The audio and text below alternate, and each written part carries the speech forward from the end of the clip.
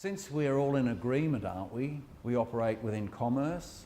What governs commerce in every corporation? Because Australia's a corporation, not a country.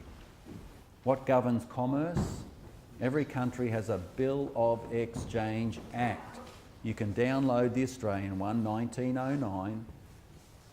It governs commerce. Now we're in the right jurisdiction. It's about 70 pages. There's 100 different sections in it. And it's like a jigsaw puzzle. You won't crack it. Well, I shouldn't say that. It's unlikely you'll crack it because it wasn't cracked by our side till about 2011.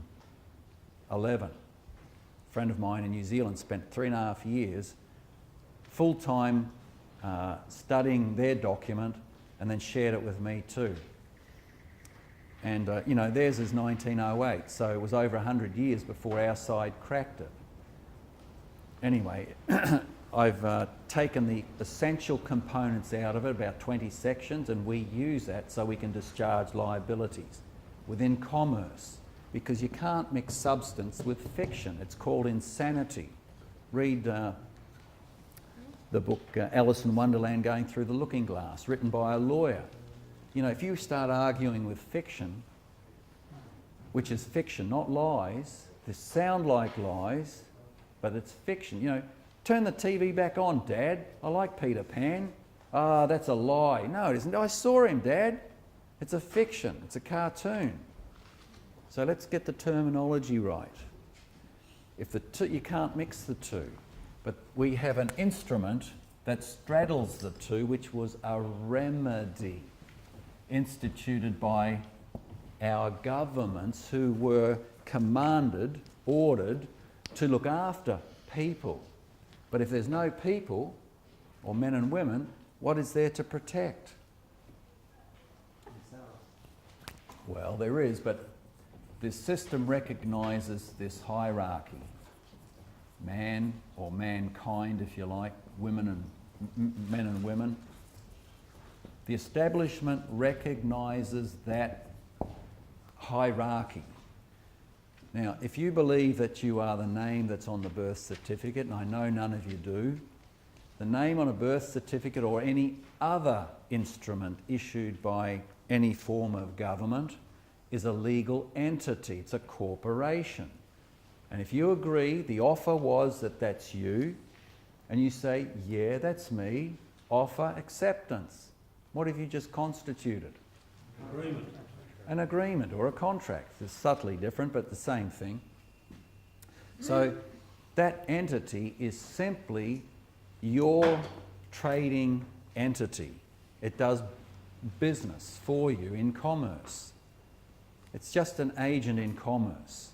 And that's how you describe it. If a policeman says, have you got your ID? Well, not one for myself, but I do have one for my legal entity. Oh, what are you talking about? Well, isn't that the legal entity there? A lot of them are now waking up to it, because there's a lot of people out there who have learnt this and are teaching the police. But without that entity, how do you get a benefit or a privilege? Whereas over here we have what's called inherent rights.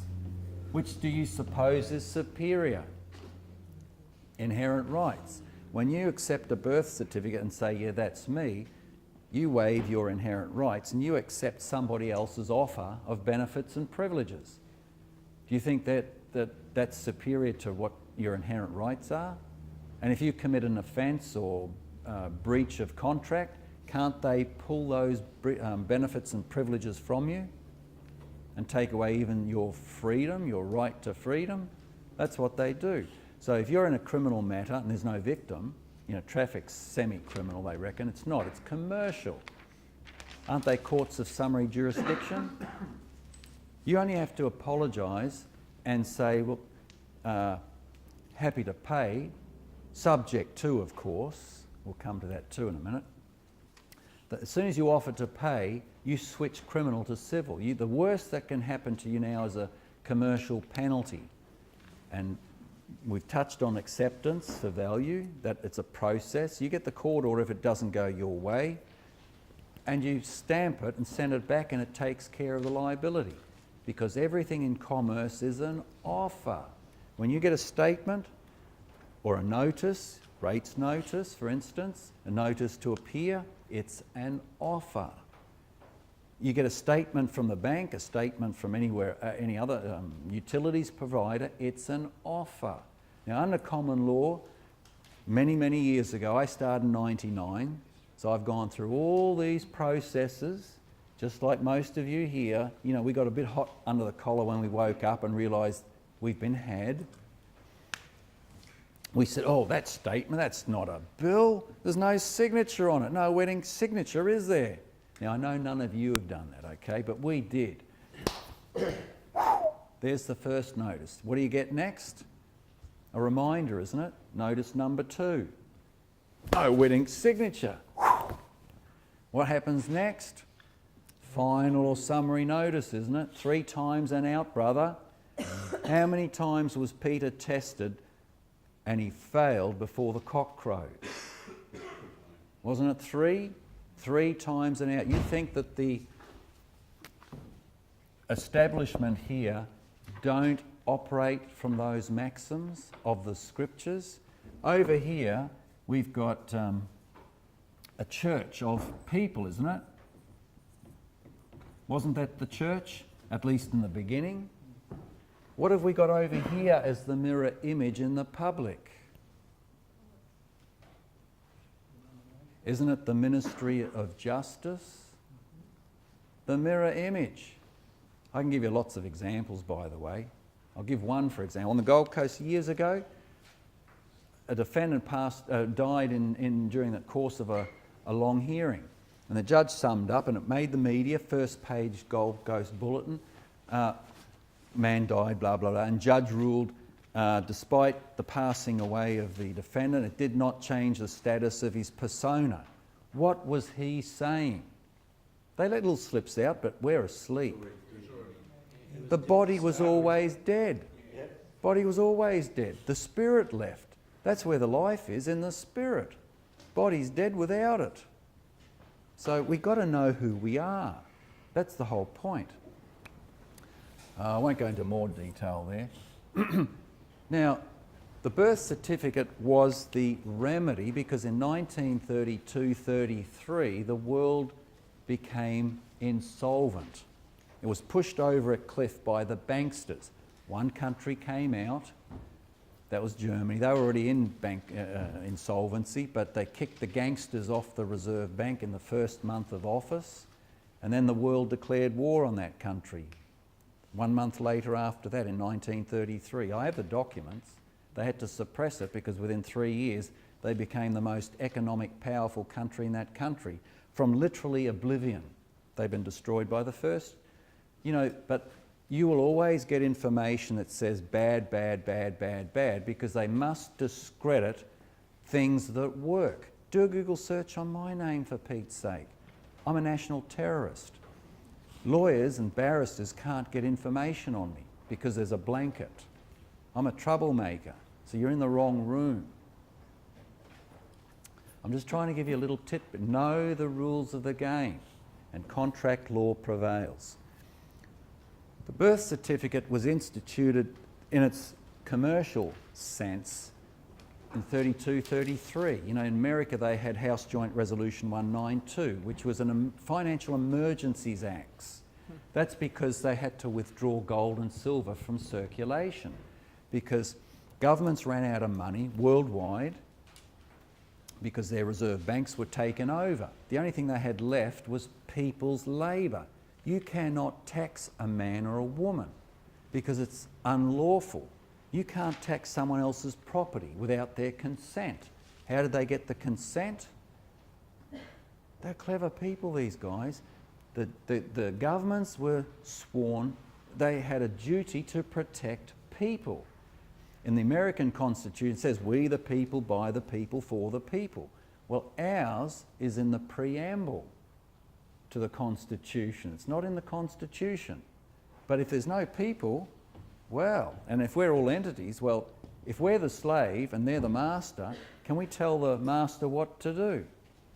Well, we can, but guess what happens? You get a spanking. A slave has no rights, does it? So now we've got to act as we are a creditor or assume that role again. And there are ways of doing it in a colourable manner. Now I'll backdate again. So the birth certificate was set up as a remedy because we as people cannot deal in commerce and we cannot deal with corporations. That's called insanity. So we need an instrument as our agent in commerce or transmitting utility, whatever you want to call it, to do our business for us. So what does the public ask us for when we want a benefit of or a privilege from them?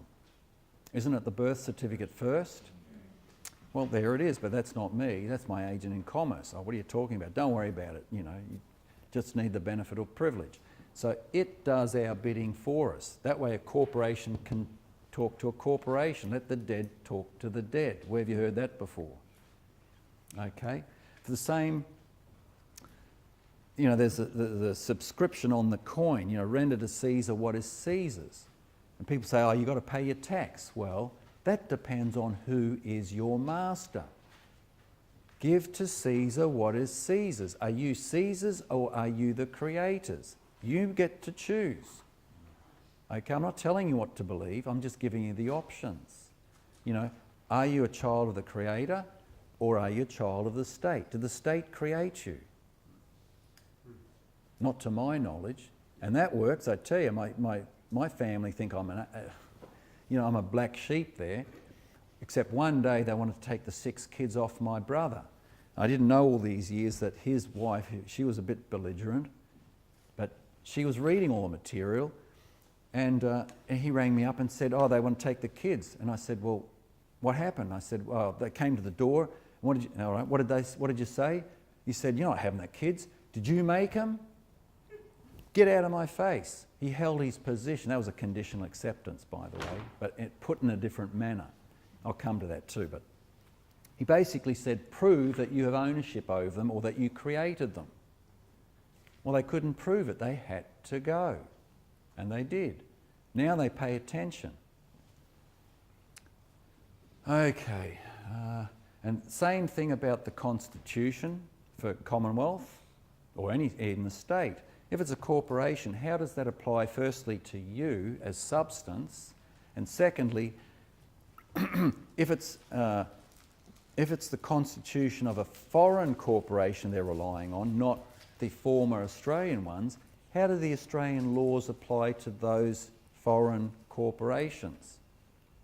They don't. So that's why I'm saying, unless you can invoke the court into original jurisdiction, and you can, but if you don't do that, you can't bring the Constitution in. They can't see it. It's a foreign jurisdiction to them. Okay. There's a few other little things. I'm just sort of rushing, but Constitution, the common law. Originally, I saw the common law too as being derived from the scriptures. It is actually common sense.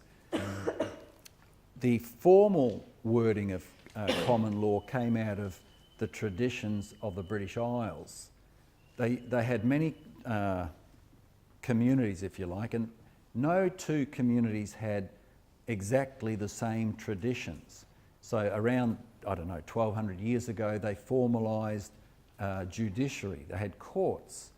And it was the judges and the jury's role to harmonise traditions between those different communities. And they were based on common sense principles back then.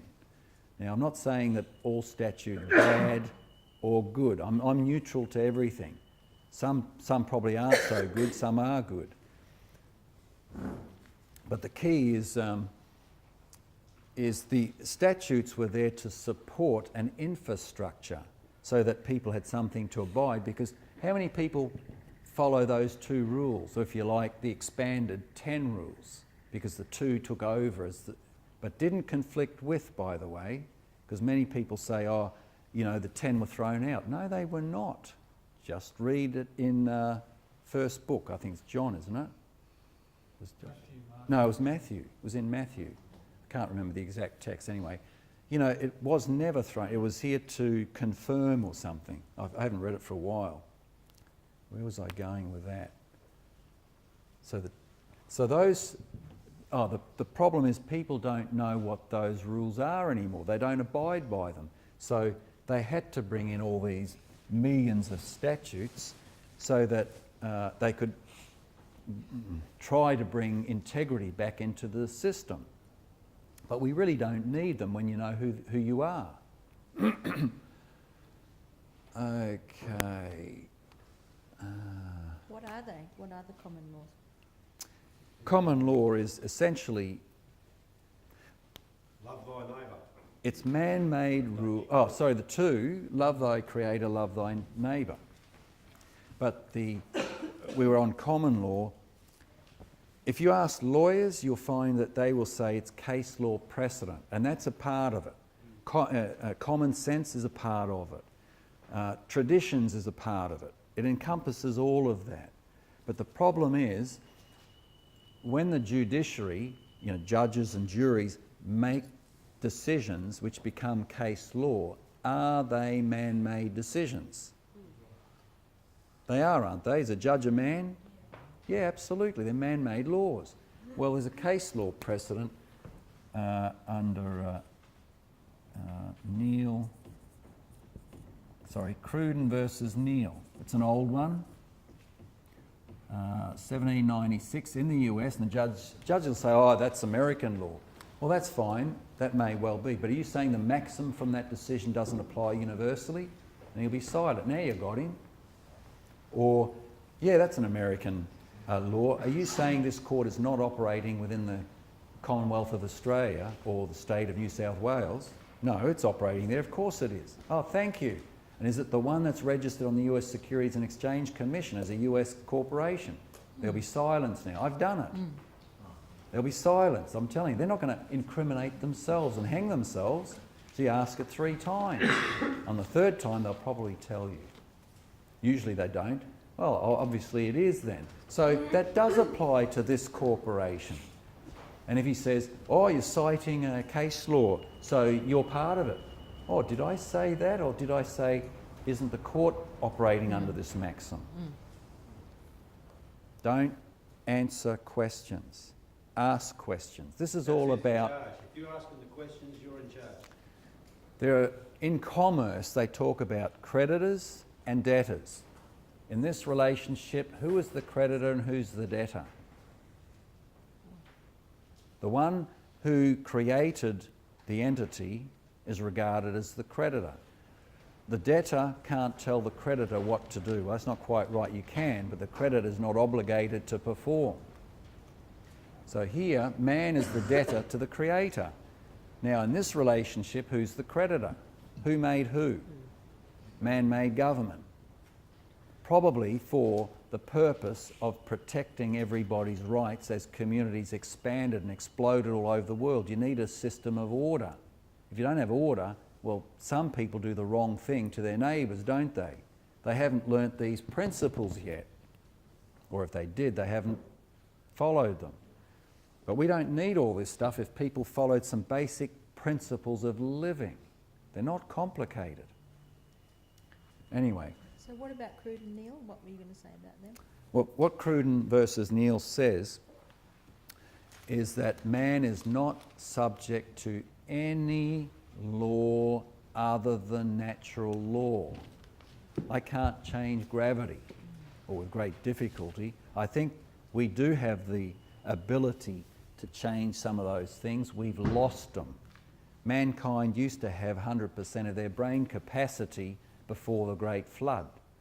It was tweaked because we weren't following higher principles even back then, and we had weaponry that could just obliterate the whole planet, and just about did. Whole continents submerged. Anyway, that's another story. The second component was man is not subject to any man-made institution without his consent. How do they get your consent? You keep your big mouth shut when you shouldn't. If you don't like something, speak up or put it in writing and make a formal complaint. Because if you don't put a formal complaint out, you've got no complaint. Similar to the maxim earlier about rights. If you don't voice your rights, you got none. If you don't exert them, you got none. Well, you better exert your complaint, because if you don't, you ain't got one. Unfortunately, only about 20 complaints are made in this country every year, in a population of what, 20 million, 25 million? We learned a few years ago there's only about 400 made in America a year. In 300 million population, that's disgusting. What's wrong with people? We've got to use our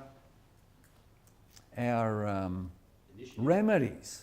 There are lots of remedies. The public just don't know what they are, because we learn 1 + 1 and how to put a condom on, how to fill out a dole form. Really useful stuff in school. You know what I'm saying?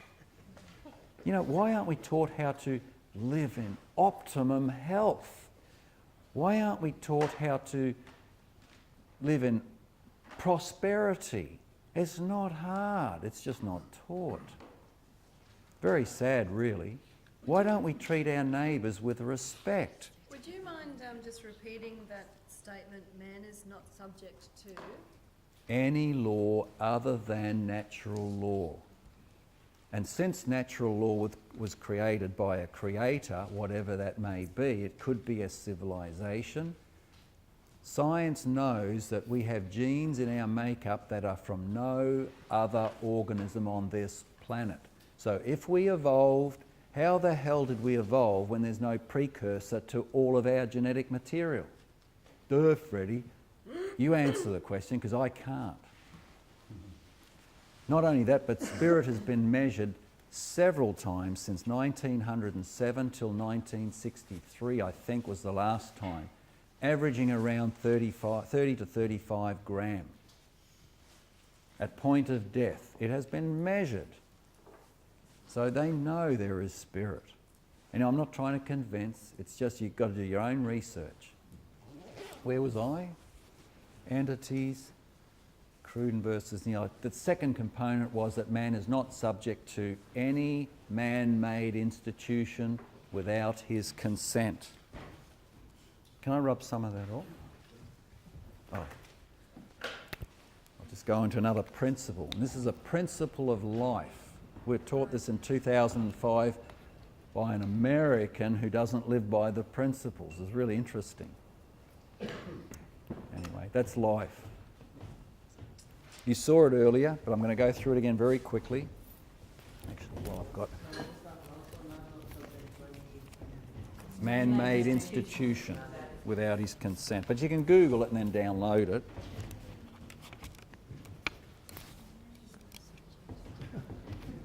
You can only do your best, that's all right. I wrote about 4 pages on from the talks already today, but I'm not going to go through them. You know, I'd like to embellish a lot of what was done, but we just don't have the time for it. But anyway, we'll do what we can do. Talking about the shonky American. Yeah, well, I'll get to that now. But what I didn't mention too, I made quick notes this morning about what I wanted to cover, but we'll probably not cover most of it. That's okay. You know, what are some of the controlling factors that the system uses against us? So they keep us locked in this little sandpit. Smoke and mirrors. Fear. Fear's a good one. Smoke and mirrors, yeah, maybe. Education's one of the biggest ones. Miseducation is correct. I heard some earlier. Entertainment. Entertainment's a distraction, yeah. It's not one of the biggies though, but yeah, it's used. Media and advertising. Media's a big one. Everything you hear on the media, just ask the question, what would be the situation if it was in fact the opposite? You know, when you read news and current affairs, you know, doctor death. I know a lot of doctors who were they prescribe nutrients, but they're on TV as being Dr. Death. You know, I've been in some hairy cases in my time. We use the enemy in one case, the media, and so they say 4 lives in a case I was involved with. And I got out of that building before all the police came, because I was hot property then too. But we got the media with helicopters and people on the street to come in front of hundreds of police, and they all started dispersing. And they had the SWAT team out the back with guns drawn with, Rambo, bullets everywhere. They were ready to go. They asked questions afterwards. I could tell you a lot of stories, but we use every pressure point, is what I call them, to our advantage. Even if it's the enemy, we use them too. They like good stories. You just make sure you give them a good story that they'll run with. Media. What about money?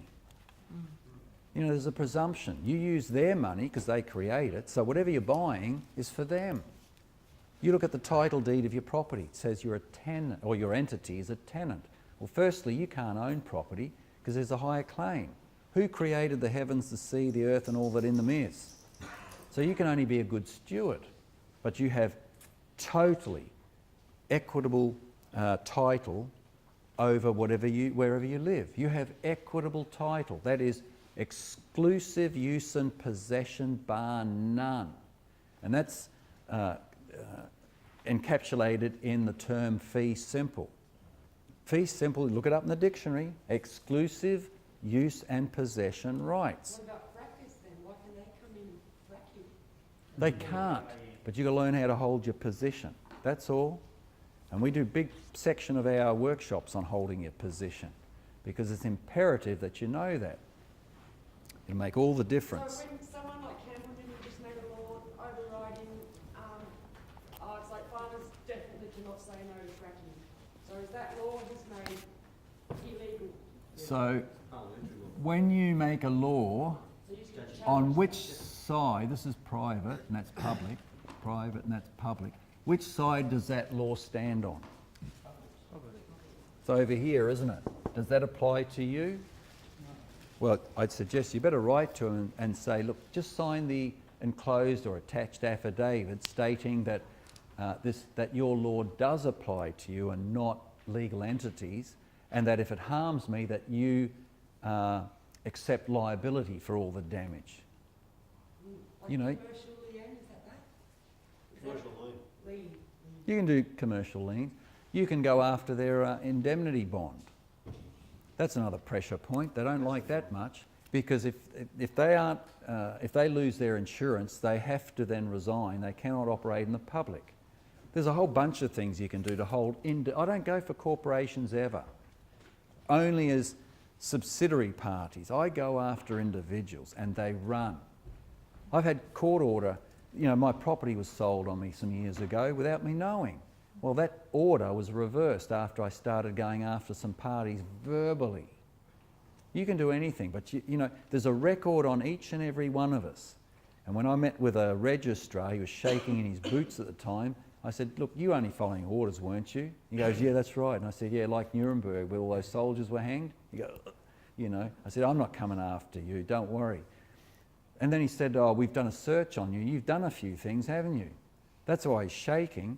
You create your record. And if your record is run every time you get targeted, mate, you're easy pickings. They'll come for you. If you've done something to breach a statute, a contract, and the statute says take their property or do this or stick it where it fits, whatever, they'll come for you. If it says, holy smokes, they don't back off and they come for you, well, let's go and chase somebody else down. It's the public, the public. I got it in a book called The International Investor back in 1999. It's $300 a copy, but it's on my CDs. $30 CD is about $2,000 worth of rare books on there, and a workshop, and law dictionary, and a whole bunch of things. But anyway, I want the information out there. It's got to be affordable, otherwise it ain't going to get out there. Makes sense, doesn't it? So, what was I saying? Yeah, the public's role is to take private property, possessions off the private and distribute it amongst the royal family. Guess who's the royal family around the world? Now you need to read the book of the Club of 300 or whatever it's called. The royal family around the world are the same people who've been around for thousands of years. They're bloodlines, and the public are the royal families. I mean, they have a lot of subordinate workers and that, but the hierarchy are the elite, the royal bloodlines. Got to know the games you're playing. Money, what else? Mark, just before you go on, the grant and fee simple title title here, does that mean you can do pretty much anything with that property? Absolutely. Now, the title that normal houses are sold under here is now Torrens title, is more a freehold title. So these two titles are different. Freehold's even superior, but Torrens is, I was told, is the lowest ranking, and I haven't looked into Torrens because that was usually just for South Australia. But I've been told by others it's creeping around the country too now. I don't know, I haven't seen it. So do a search on Torrens title, but apparently it's the weakest of all the titles. What you really want is the original one. The grant fee simple title. No, that's not I can't think of it now. Allodial. You won't even find that in the dictionary now. But allodial title is the Crown has no claim on it. Now, the originaries can have that, and that's the way, one way that you can get your property, if you really want it, in allodial title, is go to an Aboriginal community, become a member of their community, and they can grant that to you. And I then you don't know become people a that are... custodian of that land, or Well, they are. They're or- custodians or of the they're land. custodians, and you become a, what do you call it? They don't have ownership either. Guardian or They know all this stuff. It's inherent in original community. That's why they were exterminated around the world. They had to get rid of them all. And they've done a pretty darn good job. You know, the British Empire. And I'm not blaming people, but, you know, I'm just, you know, it's the families. It's all about control. What about the language? We touched on that, English. It's actually a dialect of the original German. It's a legalese language done by lawyers. I don't know when they did it first. It used to be Gaelic, and then it went into English about, I think, 1200 years ago or something. But all these factors have controlled our thinking. We've got to get out of that pattern. There's another principle that I use a lot. It's a second witness. You can't do that in common law either, because in common law we testify. Well, can you be a judge in your own matter? No, you can't. So every time you answer a question, you're testifying. That's why the judge asks questions. The minute you answer the first question, I can give you loads of examples, you know, they ask a question and suddenly you've now become the debtor. The one who asks the questions is the creditor. So you only answer with a question or a conditional acceptance, which I'm going to go into quickly now. Let me know when we're like 50 minutes. I think I've got an hour, so I'm just trying to get through what I can get through in an hour, okay?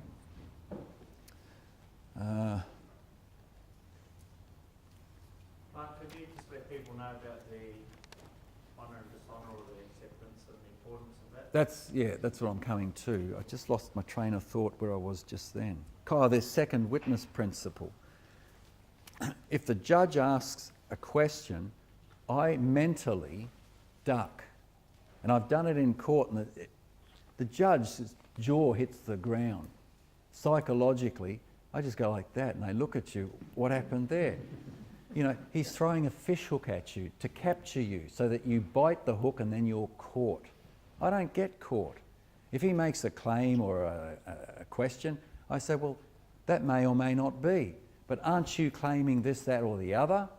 And put the attention on your adversary, whether it's a lawyer in civil or whether it's a prosecutor in criminal. As soon as he's silent or he's gobsmacked, you know, oh, I didn't hear you. I think cat's got his tongue. I've done it many times. And the judge has a giggle. Mate, he's already on your side because you're not one of those sardines he's processing. He's going to go home and say, we had this clown in court today and he did this, and mate, it was it. When I go into court in some courts, Mr. P, you know, Mr. B, whatever I haven't seen you for a while. Sir, is a man the same thing as a person? Thank you, I knew it wasn't. And then get on with business, whatever. Because you will get recognised if you do it in a diplomatic and polite manner, in a colourable way. You can't bring truth into court. The truth is on the moon. That's what the lawyers, or the judiciary says to you. Don't bring truth into here, that's on the moon. So don't bring, you know, truth in, just do it in a colourable manner. I don't say I'm a man. You go into court, oh, I'm a man. Well, get out of my court, I can't see you. Well, have you got some glasses? No. A judge or a magistrate or a justice, it's a fictional term. How does fiction mix with truth? It can't. So if you start going that way, you're going to be put in an asylum, I'm promising you. They've threatened that many times. In my early days, I couldn't work it out, but we worked it out. You know, you can't mix jurisdictions. And if you go in and say, I'm a man, I'm under the common law, the judge is going to go, another incompetent fool, idiot as they call it, because common law is what? Man-made law. Man is not subject to man-made law, and the judges know it. So I'm just trying to get you to avoid shooting yourself in the foot. That's all. You know, I've been there a million times. You know, don't make claims. There are ways of approaching court without getting shot in the foot and getting over the line that you're not the legal entity. Well, we'll come to it, but if I've got time. Second witness can be someone's affidavit, someone else's, but I don't often have time for that, especially last minute stuff where I'm asked to help someone. I just go, you know, just picture yourself straight, attack your adversary, right? Get their silence on the record. Oh, but you're claiming this, aren't you? I didn't hear you, Your Honour. Didn't hear him. Cat must have his tongue. I'll ask again. For the second time, blah, blah, blah, blah. You know, you claiming that that instrument we delivered to you had insufficient credit to discharge the liability. Isn't that what you're claiming? Or are you claiming I'm a government entity? Do you have some evidence? I need to see it now. Oh, what are you looking for? Oh, payroll record, timesheets, what my capacity was, what my job title description was, all that sort of stuff. Well, have you got it? Your Honour, he hasn't answered. I think, you know, I have to ask a third time. Now you've got him. Oh, we're in agreement. They have no claim here today. When can I collect the court order?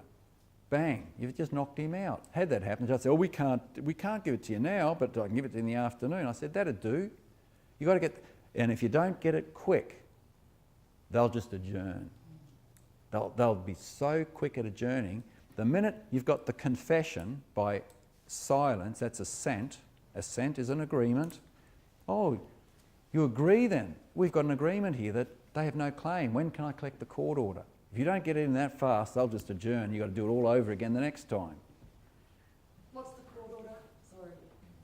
Court order is going to be evidence that the charge has been dismissed. Right. Actually discharged. Discharged is superior.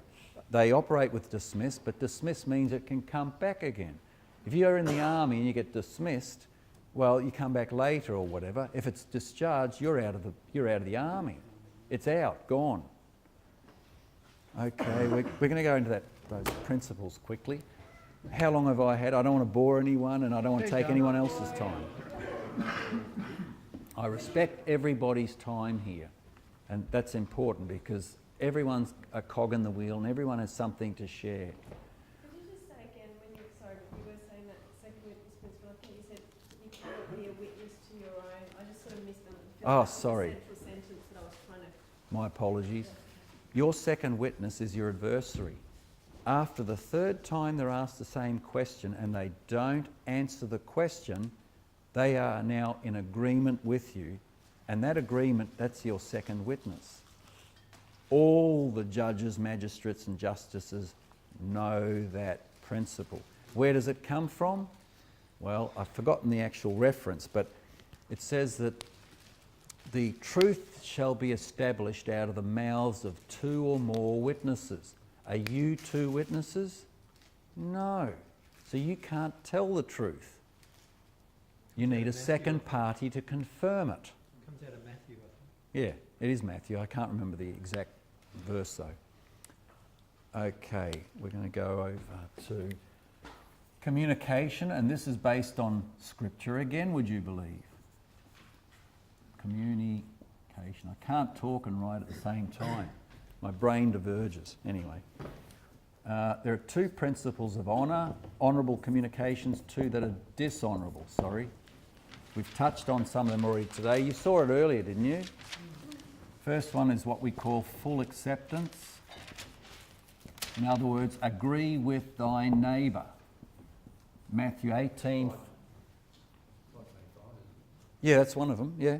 There's 25, 26. If while on the way to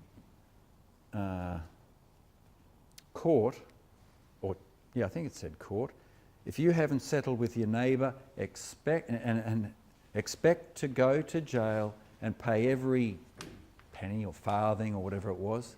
It's been a few years since I've read some of those scriptures. Matthew 5:25. Matthew 5, 25, 26. The second one is Matthew 18, verse 15 to 17, where if you've got an issue with a neighbour, settle privately with them. Private is far superior to public.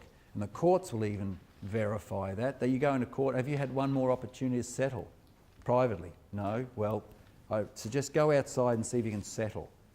And if you haven't settled and you don't have a private agreement first before you go into court, adjourn at all cost. I don't go into court, go to war, unless I'm in a position where I'm going to win. And you win by having a private agreement with your adversary before you get to court. And you do that with 3 notices that they don't answer. That's lovely. That's assent, agreement. Anyway, so acceptance means that you're agreed with your neighbour. If they refuse to cooperate and come to a settlement, you take 2 witnesses. And after taking the 2 witnesses, if they do not settle, you take that person to your church. Well, what is church today? Ministry of Justice. And now you'll get a settlement one way or another. But if you've got a private settlement in writing and have it certificated, it's a process. Then you only have to put that in as evidence to the court by way of affidavit. An affidavit is a statement essentially of truth made under penalty of, or the facts I should say. It's a statement of all the facts under penalty of perjury. It's the document with the highest commercial energy of any court. So if you've got an affidavit and it's unanswered, you can go in for a summary judgment because the facts have not been rebutted, which means they assented to it. You have other documents too, notices to produce, or notices to, what's it called? Produce, notices, haven't used it for a while.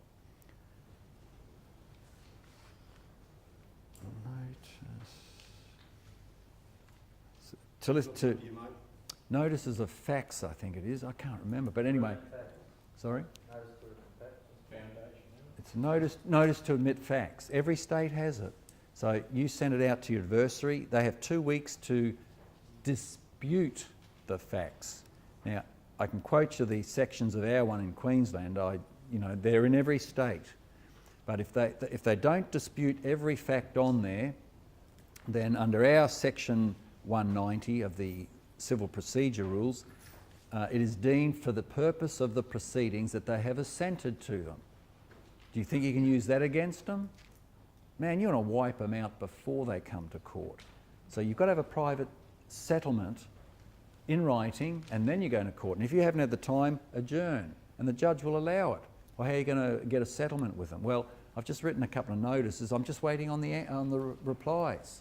And I think we can have the replies sorted within a couple of weeks, and they'll just adjourn.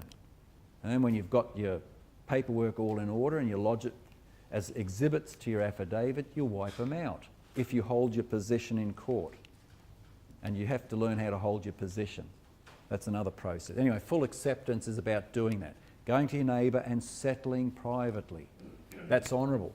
Dad, can I have an ice cream? Sure, go to the fridge and grab one. You've agreed with your son, right? That's just an example of an acceptance. Acceptance in a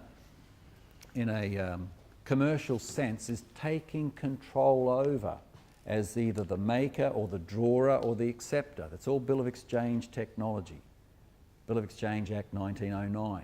Those are the terms that are used within it, and it governs commerce. So you're taking now control of the offer. And because under Section 25, the inchoate instruments being incomplete, the drawer, acceptor or signer has the authority to fill up the omission on it and complete it as he or she thinks fit. Was that conditional? No. You have statutory authority to accept every presentment, which is a statement or a notice, as you think fit. So you can redraft anything on there. Do you know why? Because they're the offerer and they've pre-signed. But there's no wedding signature, Mark. Under common law, that's what we used to do, you know, and then it goes to court and you get a judgment against you. It doesn't matter what you say, it's just a show, because you've got 3 defaults against you. You can't win. So you've got to actually accept it and complete it and send it back. And we've done this with many court orders, by the way. I should give you a couple of stories, but anyway, because the signature was always there. If you look at the top of every statement or notice, you'll see a corporate logo, a seal. And under sections 97, part 1 of the Bill of Exchange Act, or was it part 2? Might have been part 2. It says that a seal is a unique, not those words, but it's a unique identifier and sufficient as the corporate signature. So the signature was always there. And do you think it wasn't wet for a microsecond when it was printed? So there's the wedding signature. So we just need to do the acceptance, change the terms if you want to change the terms, cross off what you don't like with a single line, counter initial it, just like any other contract. And if you want to put some other conditions in there that suit you, you complete it and put it in there, and then you sign it. And then you also put an amount sufficient to support a simple contract with it. That's 32, part 1 of the Bill of Exchange Act. Any amount sufficient to support a simple contract. And then you send it back to them and game over. We do a bit more than that, but... What do you mean by putting the amount with it? Put an amount of money with it, because a contract is not constituted without consideration. There's got to be an element of payment. Now, I learned back in 1980, I think, when Chrysler sold out of Australia to Mitsubishi, or whatever it was called, they sold their factories, buildings, whatever they had, and land for what? $1. Is $1 an amount of any? The judge said to me, how can $1 discharge that $800,000 tax liability, or that $500,000 mortgage, or that on and on and on and on? We've got lots of results. And I said, well, haven't you read the Bill of Exchange Act? With respect, Your Honour. I don't say Your Honour, sir. You know, what does it say under 32 part 1? Isn't it an amount of any sufficient to support a simple contract? And 14 part 2, where an amount, where there are 2 amounts on a statement, the lesser or the least is sufficient to discharge the whole. Did you read that? Oh, we're going to have to adjourn. I'll read the Bill of Exchange Act. Well, they always come round your way afterwards, and in any court. Almost. Queensland's a little bit hairy in the Supreme Court, because we would have wiped out the banking industry. But we've had cases withdrawn from the courts because they knew they couldn't win against the tax office. So it just shows you, if you stick to the right rules, and I'm sorry to say, but it's not statute and it's not common law, it's equity prevails. And Bills of Exchange Act governs equity and commerce. So stick to the right rules, and then you'll get results. And if someone's making a claim against you, another equitable principle under Luke 19 verse 8, and also 2 Samuel 12 verse 6. I'll cover them in a second, but I better get back onto that. I go on tangents sometimes, but you know, I want to give you examples. So isn't he making a claim? I'm happy to pay that claim. I'm prepared to pay the claim.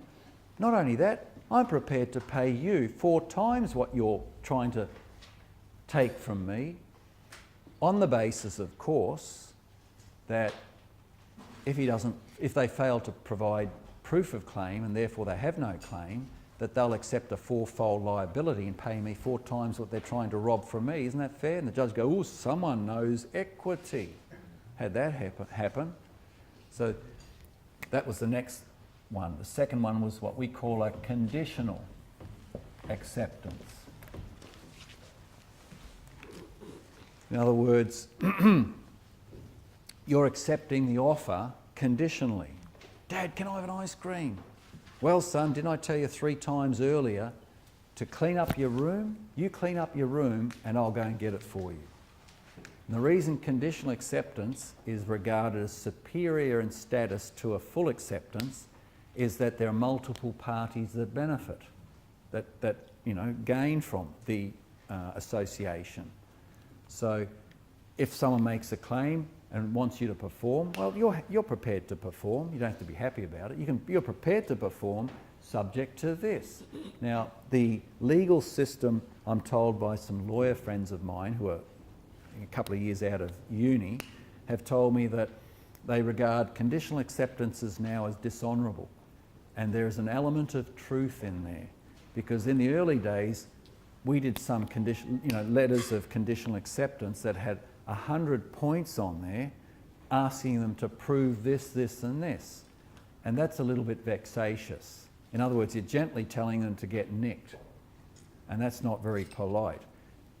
In an example format, son, I'm happy that you have an ice cream after you clean up your room, pop down the street and clean up the neighbours' front yards, cut their lawns, pop inside, wash their dishes and then wash their clothes, and then come out and wash their cars. And when you've done all that, come in, I'll get you the ice cream. Keep your ice cream, Dad. Yeah, right. But do you see what I'm saying? So just That remain is honourable, vexatious. it's within reason.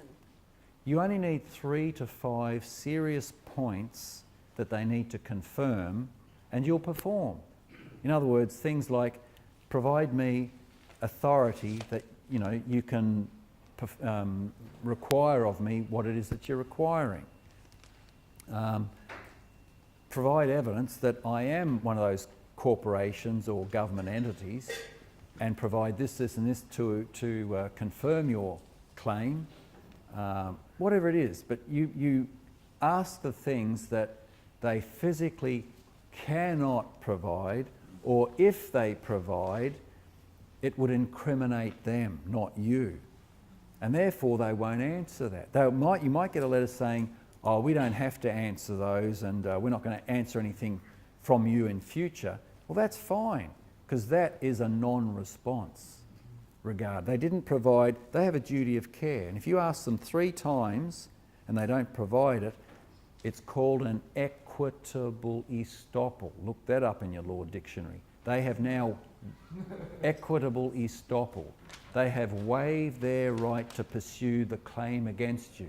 That holds up in court too. Just like their side. Yeah. Equitable Like that. estoppel, ESTOPPEL. Equitable estoppel. Okay, conditional acceptance is regarded as the superior way of communicating. Then the 2 dishonourable ways, we've heard some of them already today. We've got silence, not to answer. I know none of you do that here, like what we used to do. Bit of junk, And the other one is to argue, or argument. It's a dishonour to argue, when in fact you ought to be settling with your neighbour. Silence. Dad, can I have an ice cream? Yeah, Dad gets home, sits in the chair and reads the paper. Dad, can I have an ice cream? Dad, can I have an ice cream? And he toddles off and probably remembers that 30 years later that Dad couldn't give a shite about his only son. That's damaging. And same thing in a commercial sense. It's extremely rude when you have a duty to reply, especially to 3 notices. Not 1 so much, but 3 definitely, because they've given you 3 opportunities to correct your dishonour. If they sent you a notice, you may have been in breach of a contract or something. So, like when if you've got a licence, then you have contracted. Just like many contracts. Birth certificate's essentially a contract. It's a trust, but it's also a contract. Passport is a contract, but you can unravel those contracts.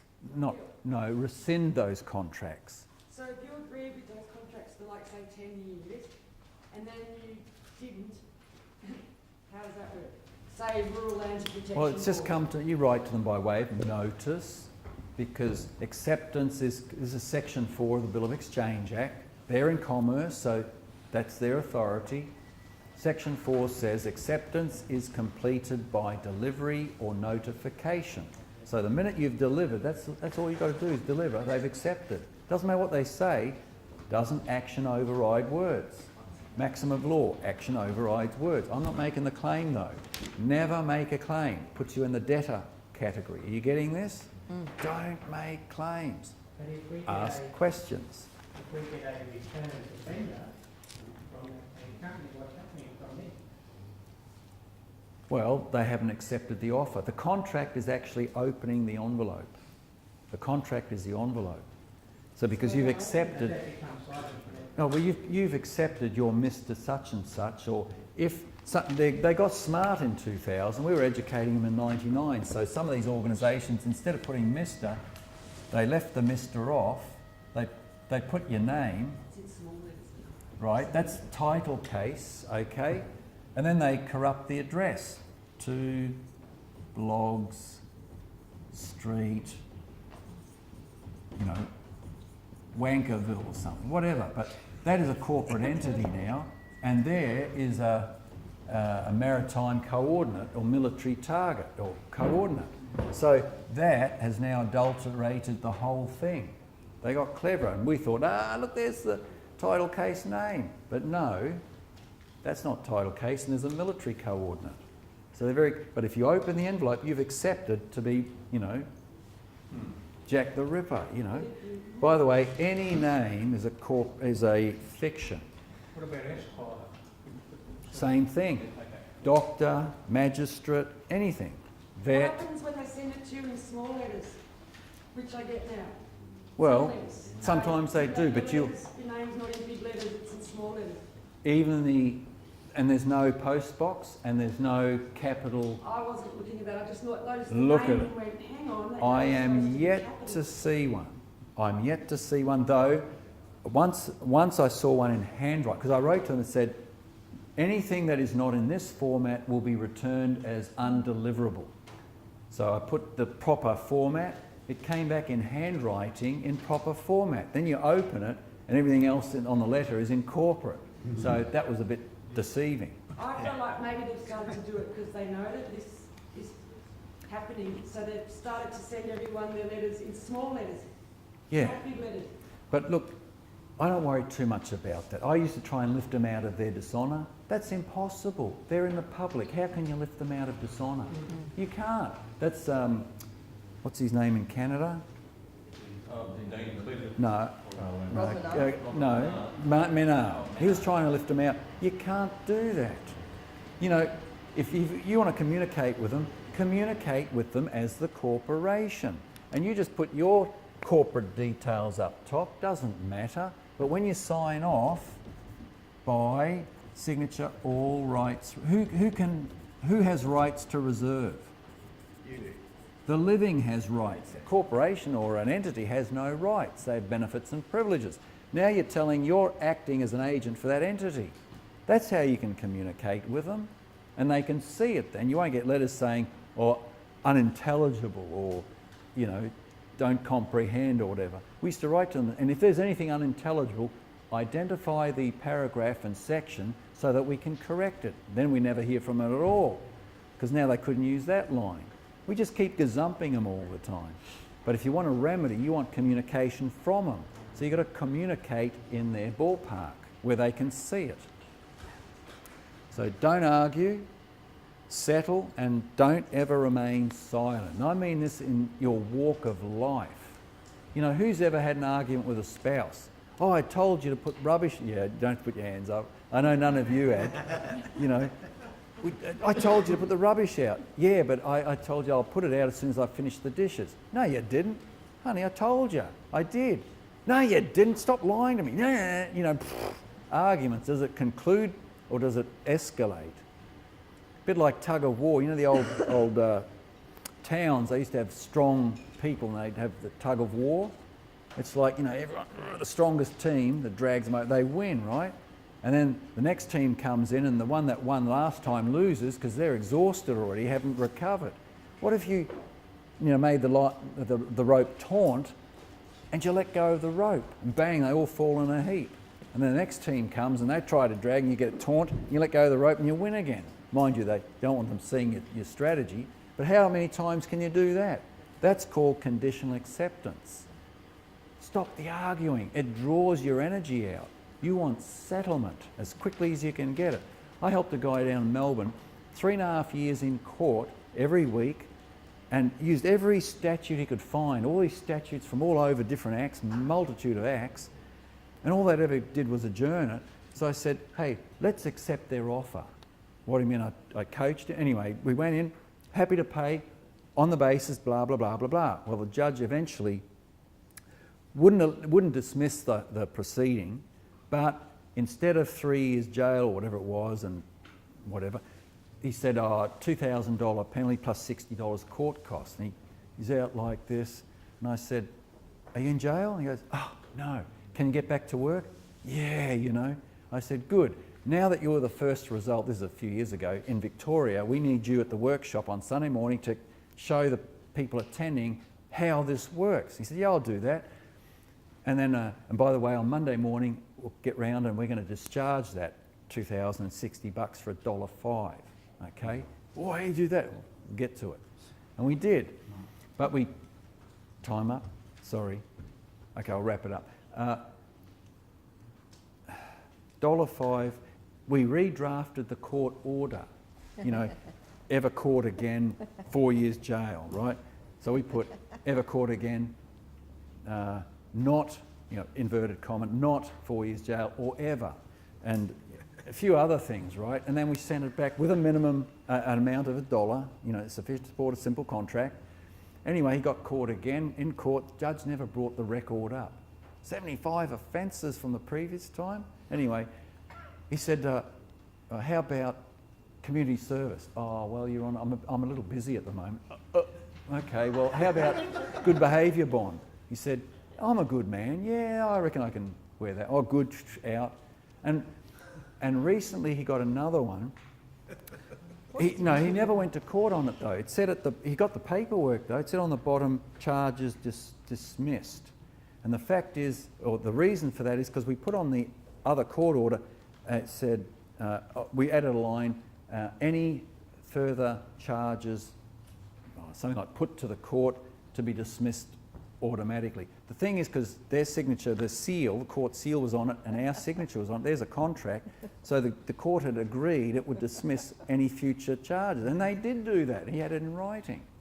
That's the power of working within their jurisdiction under commercial law. Contract law prevails. I know there's other things, but anyway, we're going to wrap up. So, well, maybe. Are there any questions? What we want to do now is, like, we've got time for like a 15-minute tea break, and then it's like an hour.